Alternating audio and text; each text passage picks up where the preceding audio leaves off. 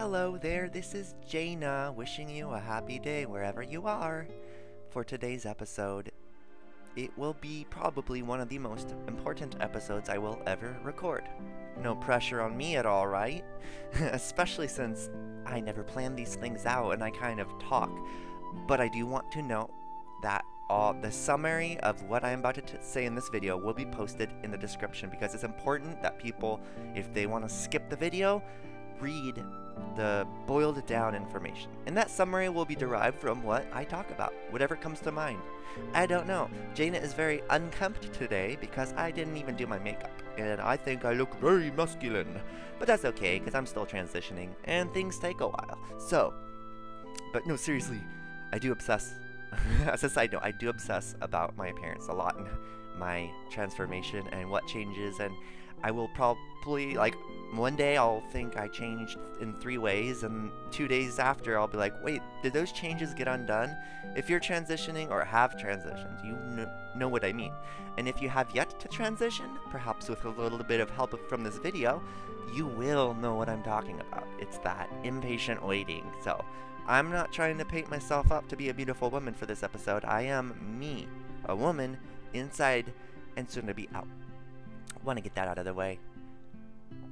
The question I'm going to attempt to answer, hopefully succinctly, how do I know if I am transgender? How do I know? How do I know? How do I know? And there's no clear answer, so that's why it's more of an open, lucid dialogue. Let me turn this music down a little bit. It's beautiful, but it's distracting. There we go. You are listening to the soundtrack of Final Fantasy IX in the background.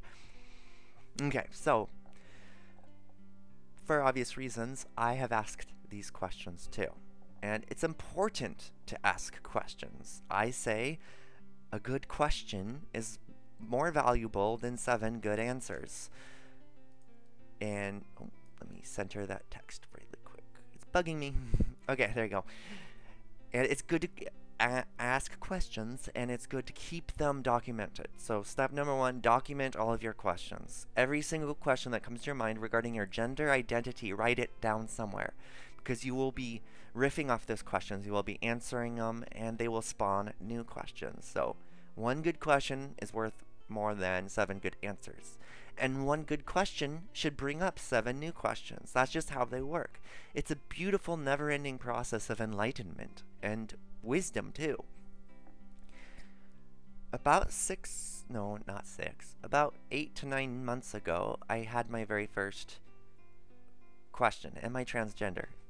I had similar questions in the past, but I did not know what transgender was until less than a decade ago.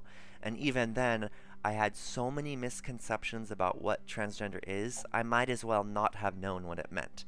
So, transgender is not something that is magical or mysterious, and it's certainly not something that is too far away for your reach. It's not out of reach. That's my misconception. I thought transgender was something out of reach. Like, oh, well, that's other people, that's not me, and I tried so hard to fit that male role, and my denial nonstop made me stuff away those questions. And I should have been exploring them and digging deeper. But it's a good thing I waited until now, because back then, a decade ago, I was not ready. So take that in mind. Another bullet point is you might not be ready to ask these questions, even if in the future you do turn out to be transgender. Some people will think, oh, I wish I was this gender from birth. That's a valid desire. But for me personally, and perhaps many others, I actually like how it worked out. I like that I didn't really have gender dysphoria until 8 to 9 months ago. So what happened 8 to 9 months ago? Well, I was in a very bad place, as I say a lot, and I'm getting tired of my own self saying it. I was in a very bad place, a dark place, alcohol, blah, blah, blah, burnout. I had no energy left. I hated life. I hated myself. I had no energy left, and that's the key point. I was brought so low that when the question came to me, I had no energy to stuff it anymore. My shields were down. My hull was exposed, and I was finally forced to ask myself, would would I rather be a woman? And when that happened, I immediately thought, well, that's out of reach. No, that's not me. Even though I had seen at that point so many transgender timelines, and I had had that wistful, burning desire in my gut, my heart, my soul of I wish that was me transitioning. And that would make me depressed. Like, I am male. I just have to be male, and society expects me to be male. But I couldn't say that for very long 8 months ago, when I was forced to deal with this dysphoria and admit to myself, I think I would be happier as a female. The next question that came from that was, so what am I going to do about it? Ouch. That one hurts. Because you see the entire transition process in one glance, and you become so intimidated by everything involved that you almost want to forget about it, stuff it if you can, run away, ignore it, deny it. And those aren't good things to do. When you have a good question, denying that question, stuffing it, pushing it aside, rarely is the right thing to do. Now, you might be in a situation in life where it's simply impossible for you to transition without fucking everything up. That's okay. Like, I had to do that. Everyone in my life, even only 1 or 2 years ago, would not have been ready. Like, I would have lost a lot more friends and family, but just somehow how it worked 8 months ago, I am where I am. Now, I have lost friends, but I have not lost family, so that's good to know. But don't expect not to lose something if you do decide that this is for you. And I'm not sugarcoating anything. The transgender journey is excruciating in so many ways. Let that sink in. It is difficult. But I'm about to tell you some good news. And that good news, I actually just realized I reflected in one of my very first episodes. Don't worry about the summation of the transgender experience, because you get to take it one step at a time. One minor step at a time. So if you are on the edge about, like, I think this is for me, but, like, am I capable? Am I strong enough? This is for those who are pretty confident in their gender identity as being, under the transgender umbrella. Like, don't worry about the huge big picture. Just worry about, okay, it's one thing at a time. I don't have to worry about it all at once. But I'm getting a bit too ahead of myself right now. Going back. If you're asking yourself, am I transgender? You have a lot of questions to choose from, and they're fun to think about, even if they don't amount to any serious conclusion. Visualization is a key here, and I'll probably say that a lot. Visualize yourself as, like, yourself, but female or male, whatever is on your heart, obviously.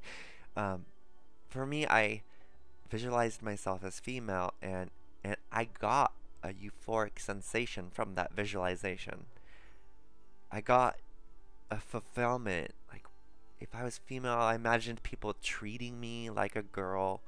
I imagined, like, going shopping in the women's section, which is like 3 to 4 times as large as the men's section. I've always wanted to shop in the female department, but at the same time, back then I was beating myself up for having those desires. And if you have those kinds of desires, follow them. Form them into questions like, why am I so fascinated by the female wardrobe or male wardrobe? Why am I so fascinated by being treated more gently, softer, like a woman? I even visualized cat calls. People, like, whistling at me, and I felt that fluttering of, like, oh, I'm getting attention here. And that all of that just made me feel warm. It made me feel complete in a sense. That is another bullet point for you. How do you feel when you visualize yourself as the other gender? Or in between, like androgynous? What do you think about androgyny? I like to think about those Final Fantasy characters who look and feel very androgynous. I always wanted to be like them in real life. And one comes to mind is I believe it's Kyros from Final Fantasy VIII. The guy with the blade arms. He is so beautiful, yet he like very feminine. And they even joke about it in the game, but he's a self-proclaimed male. Like, so androgyny is cool, and it is a gender identity. Some call it non-binary, some call it gender fluid. You could you could be like, I don't want any gender, I just want to be who I am. You could be, I want to be like aspects of both, but not committed to both, because I don't want to like um, hole myself in on one gender archetype. Yeah, I want to be both. That's a gender fluidity. I almost wish I was gender fluid and not female, but I had to follow those questions where they led, and I am very happy where I am now. Taking a moment to pause and think. As I look down, I'm like, to-do list. I'm like, that's not pausing and thinking.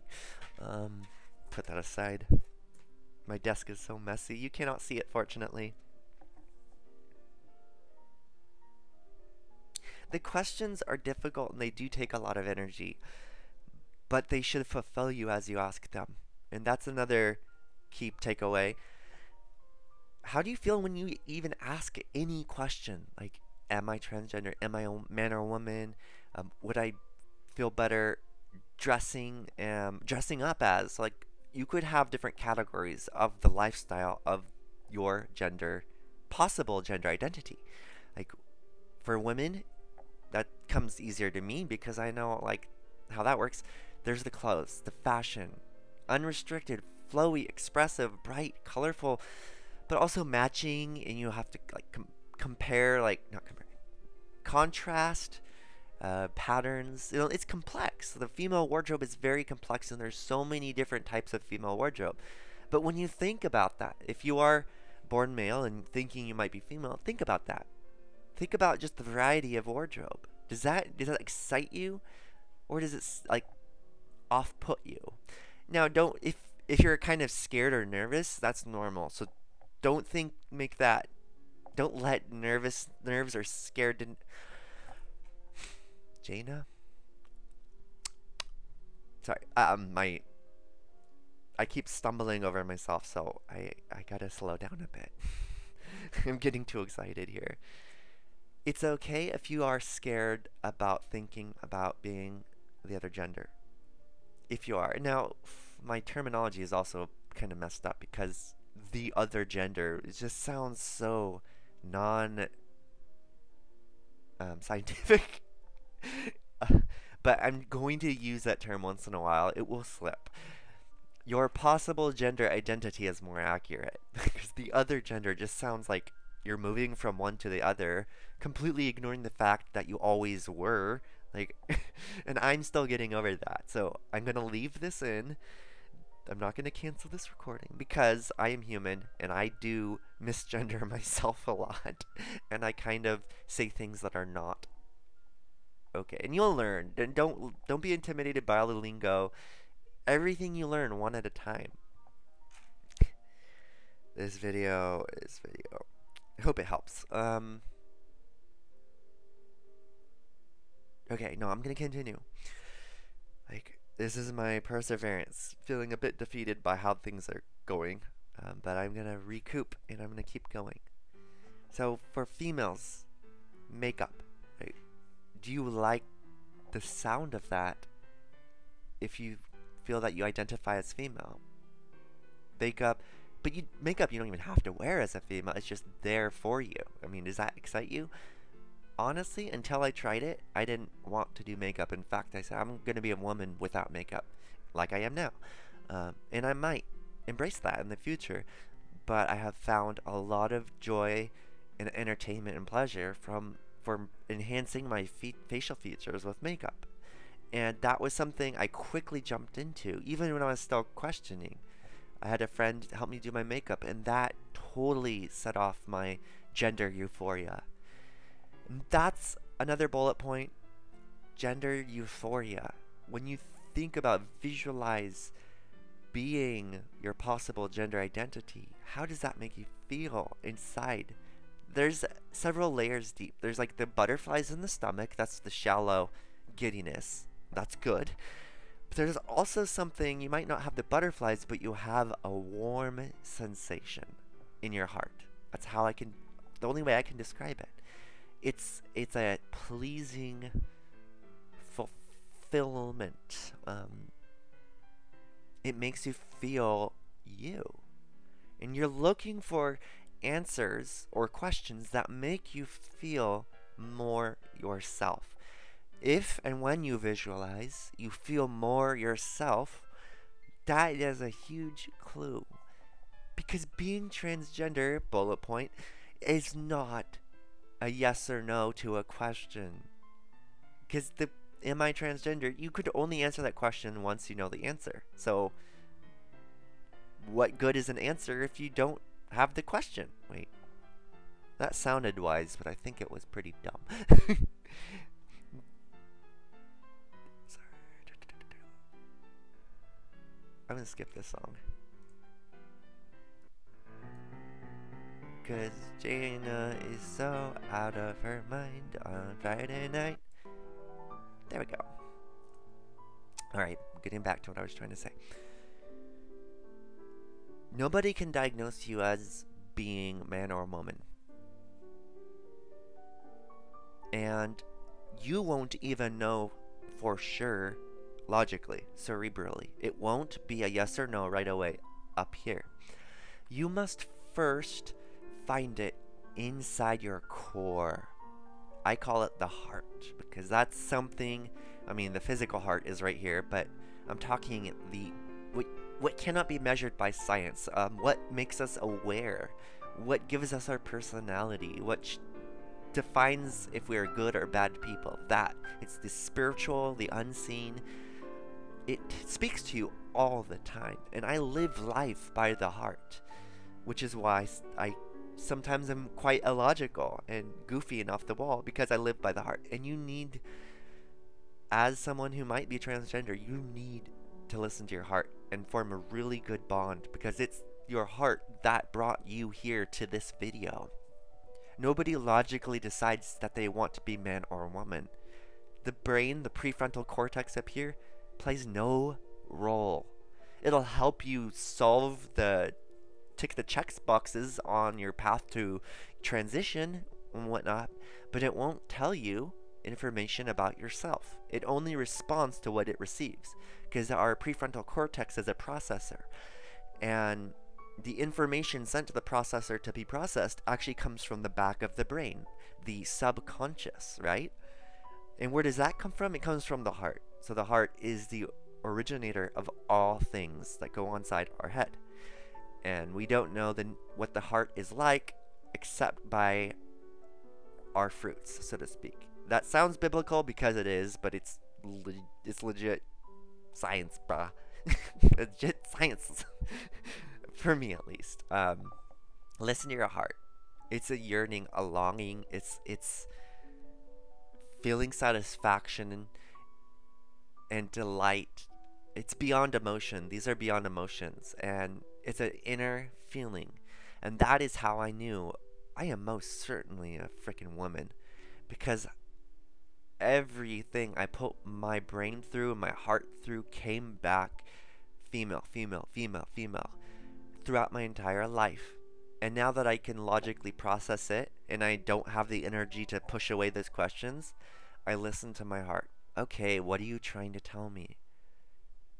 Get ready for a real life plot twist. That's what it has been for me. This whole thing has been a real life plot twist. I mean, the most recent plot twist before that was, you are on the autism spectrum. And I'm like, what? That's cool. And scary. Because it is. Wow, this music is very sinister. Next time I'm gonna stick to one song because this playlist is kind of driving me mental right now. Search Final Fantasy, pick a number from 6 to 15 extended soundtrack, then you'll have songs that are really long and beautiful. That's just a pro tip for you. I don't know. I'm obsessed with my music and my Final Fantasy soundtrack, so that's how I find them. Okay, where was I? This is Jaina's brain on drugs. No, just kidding. I'm not on any drugs. I could use some though. I mean, caffeine, that is. Trust in yourself. Trust in your heart. Trust in what it's telling you. Don't think that it's a brain virus. It could feel like that, and I have called it a brain virus. Dysphoria, but by brain virus I mean dysphoria of hating your own skin. Now you don't have to have dysphoria to be transgender, by the way. Dysphoria is common in, I'd say, half of the cases. But for me, I never hated my body. I disliked certain aspects of it. Like I thought they could be improved. Like such as, why won't my hair stay the same way for more than 15 minutes? Yeah. Um, or but that's not even gender related. Why does my voice have to be so nasally? I'm not even using my voice training now. Bad Jaina. And um, but funny thing is, like, I have I've never had a serious dysphoric episode, and you don't have to have that. But I've had clues such as I would much rather have that feminine physique, and that was another major clue in my journey. Kind of in summary, like to summarize this, the bullet points and my brain will clear after I press stop recording, and I'll type out my thoughts. I hope you read the description of this video. In summary, there's no single question that you can ask yourself. I'm going to include a few to start, and your head won't tell you, your heart will. And to listen to your heart is to be sensitive. Whether male or female, screw gender stereotypes. Be sensitive no matter who you are to your heart, because it will lead you down, hopefully, a good path if your heart is of a good nature. Now, there are some people with terrible hearts, but they don't typically watch videos like this. They become presidents. Bad Jaina. I hope my mom doesn't see this video. So yeah, no, Obama was a good president. I was talking about a more recent one. One who does not like transgenders. Okay, so I'm closing up. Oh, another point I was going to make, this video is scattered and so ADHD like I am, because that's how this process is. Welcome to the world of gender exploration, where everything's made up and the hormones don't matter. I wish you the best of luck. And honestly, I'd like to give you a personal feedback or personal perspective, or ask you a question personally. So feel free to dump your heart out to my email address, which is, I think it's in my YouTube about bio. I list my email address there. I'll just say it now, Jaina Pyro. So Jaina Pyro at gmail.com. You can email me your questions, or you can post a YouTube comment, and I will like it and love it, because I'm here for you. I am here for you, and please don't be put off by this crazy video.